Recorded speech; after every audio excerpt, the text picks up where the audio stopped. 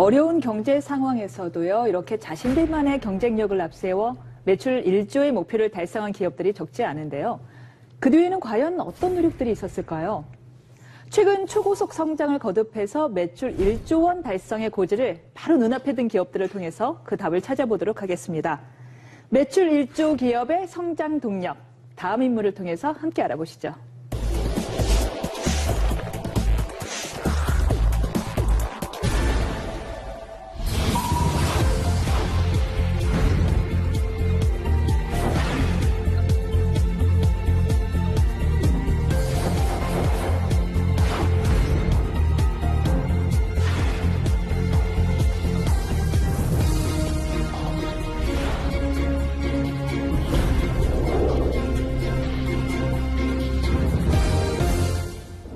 네, 창립 8년 만에 매출 1조 원에 육박한 기업입니다.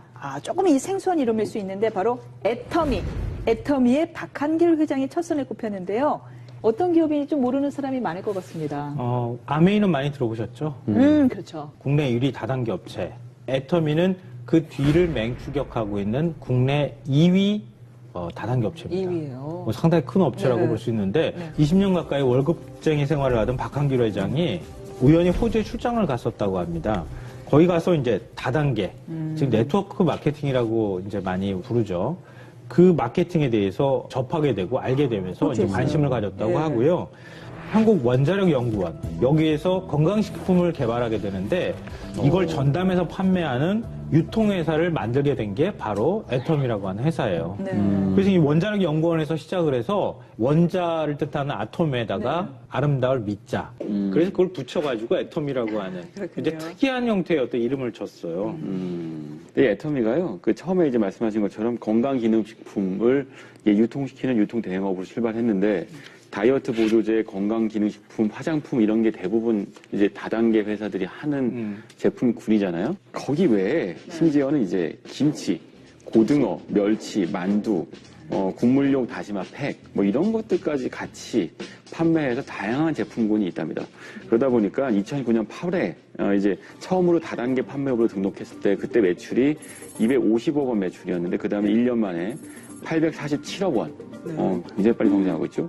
2014년에 5천억 원. 1조 원 가까이 지금 와 있는 거죠. 네. 오, 대단하네요.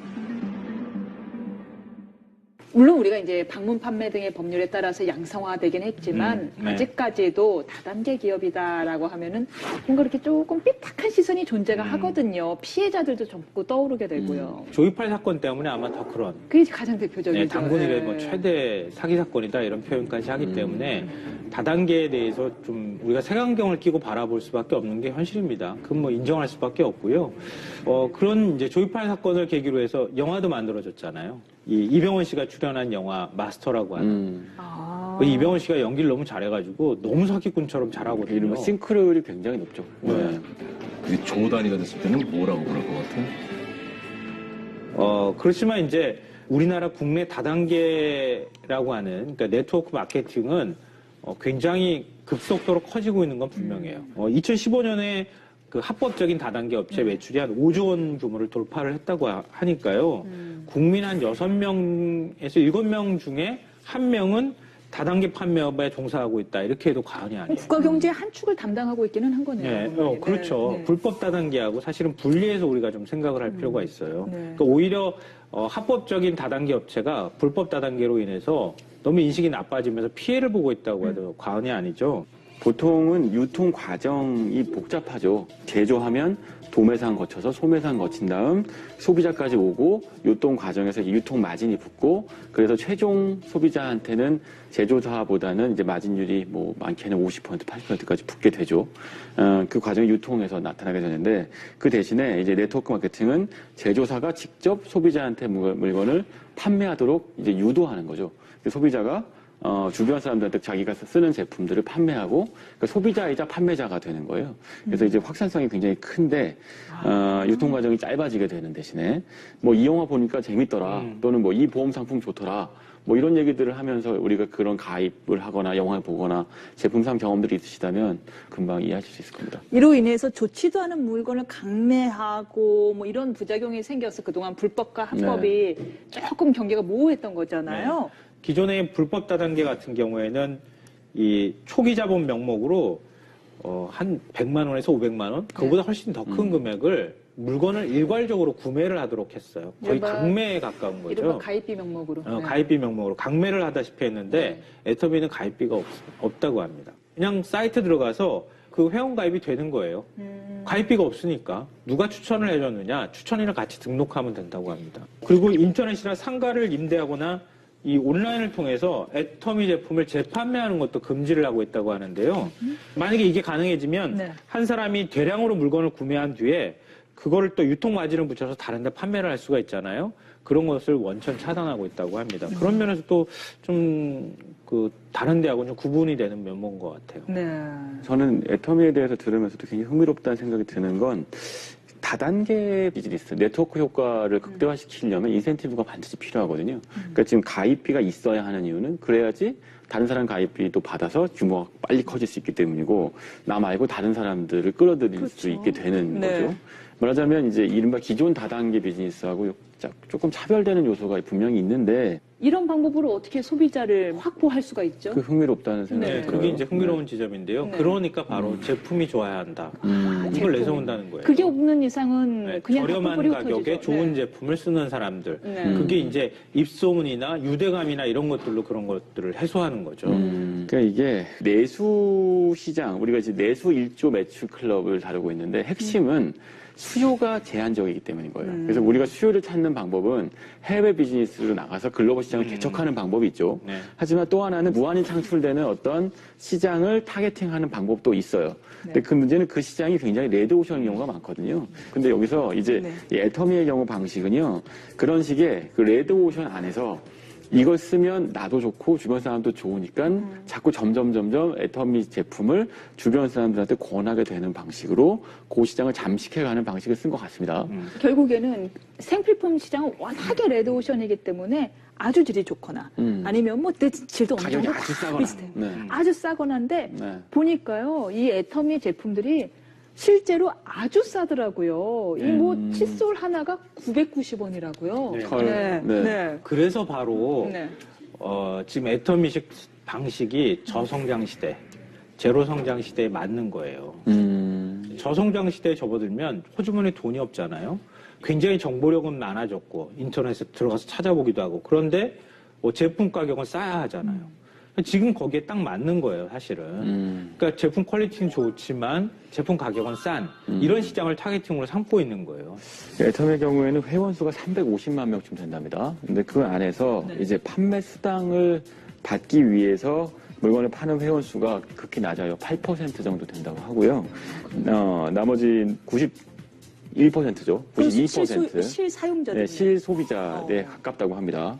그러니까 그 얘기는 무슨 얘기냐면 제품에 대한 만족도가 높다는 거죠. 물건을 팔기 위해서 이 물건을 사는 게 아니고 내가 쓰기 위해서 물건을 산다에 가까운 것 같아요. 네. 높아진 소비자들의 눈을 만족시킬 정도로 어느 정도의 질을 유지하면서 유통할 수 있었던 그 비결이 뭐예요? 그러니까 박한길 회장이 내고는 네 글자가 있어요. 정선상약. 철저히 소비자 눈높이에서 좋은 제품을 골라서 최소한의 이윤만 남기겠다 이런 원칙을 계속 고수하고 있다고 하는데요. 그러니까 박한길 회장이 칫솔을 출시하기 전에 이 시중에서 판매하는 칫솔 수십 개를 사다가 직접 막 몇 달에 걸쳐서 써봤다 그래요. 그러니까 다 이거는 뭐가 좋고 이건 뭐가 좋고 막 이렇게 되셨겠네요. 그 중에서 가장 품질이 괜찮은 것 같다, 잘 맞는 것 같다 이런 칫솔을 딱 골라서 그 업체를 찾아간 거예요. 그 업체하고 이제 계약을 하려고 하는데. 할인가가 그 당시에 1,600원이었다고 하거든요. 개당. 이거를 990원에 나한테 팔아라. 이렇게 얘기를 한 거예요. 그럼 안 팔죠. 당연히 안 팔지. 그 업체 입장에서 1,600원짜리를 990원에 누가 팔겠어요. 그럴 때 이 내세운 조건이 있다고 합니다. 첫째, 칫솔을 연간 1,000만 개 우리가 팔아주겠다. 둘째, 원료값을 성금으로 지불하겠다 이렇게 약속을 했다고 합니다.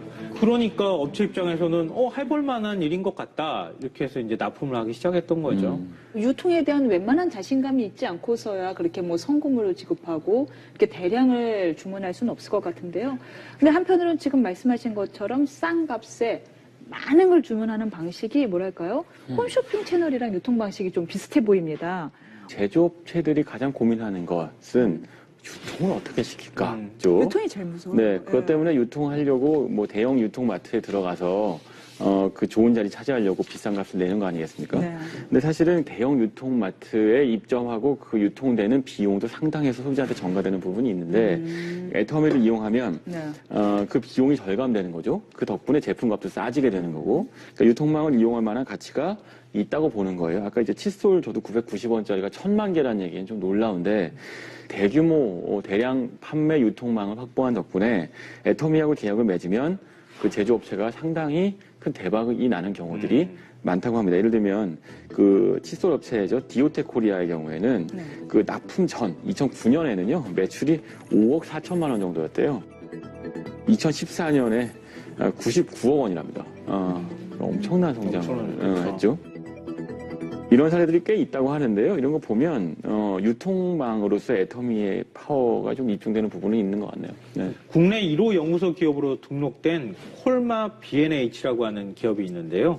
화장품에서 한국 콜마는 아시는 분들 좀 여자들은 있을 다 거예요. 알죠. 네, 네. 근데 한국 콜마하고 한국 원자력 연구원이 함께 출자해서 만든 기업이에요.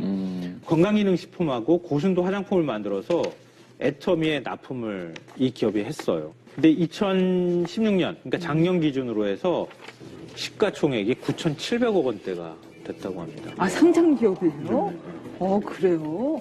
유통망을 정말 절실히 원하는 기업들이 지금 애터미 같은데 유통을 태우게 되면 그러면 네. 제품이 검증만 된다고 하면은 순식간에 굉장히 빠른 속도로 판매가 되고 그 기업이 성장하도록 하는 밑거름이 될 수 있다는 거죠. 그 구슬도 깨어야 보배라고 이게 정말 좋은 구슬을 만들어 놓고서도 이 실을 깨지 못해 갖고는 물건을 판매하지 못해서 결국 처분하는 제조업자들 많이 봤거든요. 그럼요. 있죠. 그러면 지금 애터미처럼 이 다단계 즉 네트워크 마케팅을 통해서 성공한 또 다른 사례가 있나요? 뭐 대표적인 케이스가 웅진이 있겠죠. 웅진. 그러네요. 웅진은 뭐 네. 방판의 뭐 교과서 같은 네. 곳인데 네.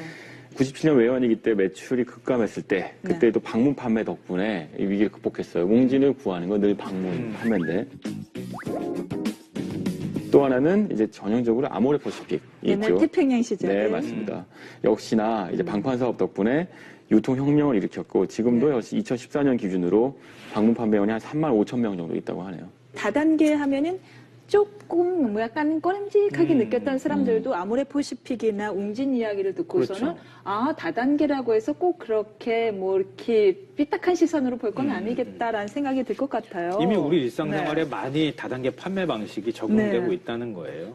레조션에 접근하기 위한 방식은 두 가지 중에 하나입니다. 하나는 엄청난 마케팅 비용을 쏟아부어서 사람들이 머릿속에 갖고 있는 브랜드에 대한 인식을 바꿔버리는 거죠.